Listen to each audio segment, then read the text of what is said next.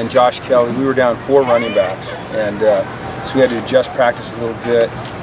4 guys for various reasons, both the Starkses and Soso and Nate Soso, and Brandon Stevens. So those 2 guys were outstanding. I mean, they just stepped up and they just went and went and went and went and went and went and went. It was really impressive. It was fun to see. They competed and they set just a great example for what you want out of your players every single day. So we'll build off of that.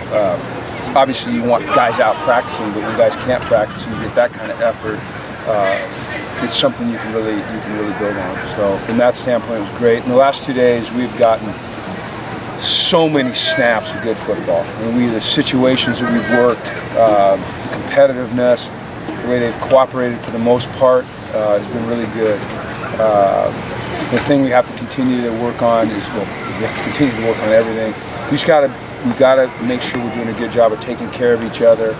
These kids are hyper competitive, ultra competitive, all type A's, and at times in a competitive environment like this, when you're out here for 3 hours, emotions can get in the way, but we have to make sure that we push them to that point, but understand they can't go any further than that, or it starts to hit the team. So 6 practices, a million different situations, great reps, tremendous teaching, tremendous learning, very good effort.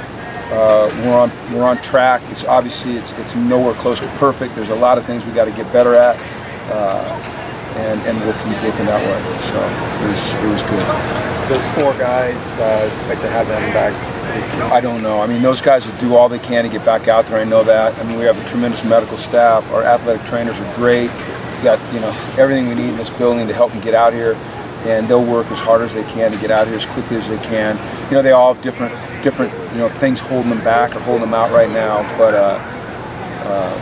when you get guys like Bolu and Josh stepping up like that, it's pretty impressive. You got Nico born with the ones. Is there anything particular that you've liked with him to move him up? Everything. His attitude, his work ethic, his consistency, his toughness, his blocking, his memorization of plays, his technique. Everything. It's competitive. No one's going to be handed anything really, and he just competes and competes and competes and competes and competes, and we are going to play guys that this team can depend on. And right now, he's proving to be a guy that this team can depend on. Have you liked how the receivers have addressed the drops? Well, I mean, look, we have. We probably have close to 500 opportunities out here in a practice to throw and catch the ball. And that's a half a season's worth of plays. So there's going to be drops, and this is practice, but we address it all the time. They're on the jugs. You can see them over there. They're on the jugs. We're doing all kinds of drills. It's always a point of emphasis. I think you have to be careful that you don't emphasize it to the point where everyone gets all shook up. That's that fine line you walk. But there's never a meeting where there's a ball that's not dropped that it's not addressed. There's never a practice where a ball's dropped that it's not addressed. It doesn't mean you're yelling at them all the time. You're coaching them, and they're conscientious young men. You feel like you have seen progress on that front? Absolutely. Look, here's the problem: is if you get into a practice setting, and every time someone drops one, you go, oh, here we go, just like before. Then it's like a self-fulfilling prophecy, And like I said, if you're gonna have 500 opportunities to catch the ball in a practice, there's gonna be some drops. That doesn't mean we want them. What's the appropriate number? I'd say 0. You know what I mean? Yeah. But I know that there's a realism to it as well. Sonny, it seems like you've been managing him later in practices with playing time. Is that something that you're going to have to watch kind of all season just because of his age and his experience and injury history? Absolutely so. Yeah, he's 24 years old.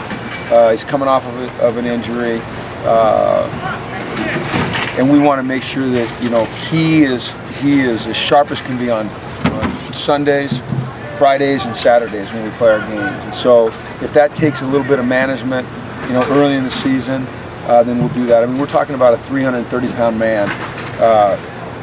That's a lot of stress on a body, so we want to manage it. But what a great addition to this team. I mean, you see him out here, but the things in the locker room and the meeting rooms, and it was so funny yesterday he comes into the team meeting room and he goes, Coach, can you play Cotton Eye Joe? And I go, Cotton Eye Joe? And first of all, I didn't understand him. Like, Cotton Eye what? Like, I couldn't understand him. And finally got it. I said, say it. So he goes, Cotton Eye Joe. And I go, why? And he goes, that's the first song I heard when I came to America. So we always play music in our team meetings. So I played Cotton Eye Joe, and everyone's walking in and go, what the Cotton Eye Joe? And then he said, oh, can you play The Devil Went Down to Georgia or whatever, the Charlie Daniels band? I said, because that was the second song that I knew. And he's singing along to Cotton Eye Joe, and nobody else in the team that knows who the heck, the Charlie Daniels band is, or I don't know who sang Cotton Eye Joe. So if Chris Foster's here, we could ask him, because that's kind of older. He'll watch it. He'll like that. I'm getting up there. No, you're not. You're nowhere near as old as Chris. None of us are. So another Lokini at middle linebacker. Yeah. What do you like about that? I like the fact that it gives us right now, and the guys are competing, our three most consistent linebackers on the field at the same time, really playing positions that their body types are built for. Lokini is the classic Mike linebacker. He's a 250-pound thumper, and that's what you want your Mike linebacker to be. Kenny Young, even though he's all Pac-12 at middle linebacker, his body type, he's a 230-pound guy, 231, 232-pound guy that can really run. So he's your will linebacker. And then Josh Woods is your long, 235-pound, athletic, fast, can cover, Sam linebacker. So they just fit the positions perfectly. And then when we go to nickel, we can take Kenny out, and Josh and Kenny are still in there playing those positions. So, there's a lot of guys competing for those spots. I think that Breland's making progress. I think that Chris Barnes is making progress. One guy that's just really jumping out at me, you guys always ask me who's jumping out, Mike. Mike is doing some really good things. You're starting to see, what we saw in Mike when we recruited him. He's trimming down, he's getting in shape, he understands the system, he's happy, his discipline is good, and it's good to see that. And that's it. Middle linebacker. He's going to work. Well, he's been playing a little Mike and a little Will. He's probably, as he trims up a little bit more and gets a little bit more in shape, he's probably more of your classic Will linebacker. I'm not sure if everyone always understands the difference. What you guys do, Sam, a Mike, and a Will, what their job descriptions are, and their position parameters and profiles. But he's really probably a classic Will. Just like Kenny Young's. Kenny Young's going to be a Will linebacker in the National Football League. He'll never be a Mike linebacker. Yeah. So. That's good. It's really good. What were some of the things that happened with Jordan lastly today? Well, he had a test. Okay. So he was out late. He had a huge test today. So he came on the field late, and then we just have to help Jordan just manage his emotions sometimes. He's, as we all know, one of the things that makes him so fun to be around, and a guy that we love to watch on Saturday, is he plays with great emotion. But he has got to be able to play with great emotion and not become emotional. And sometimes he trips over himself. So we're just working on reining him in. So, but you can't help but love Laz. So. Thank you. Thanks. Right.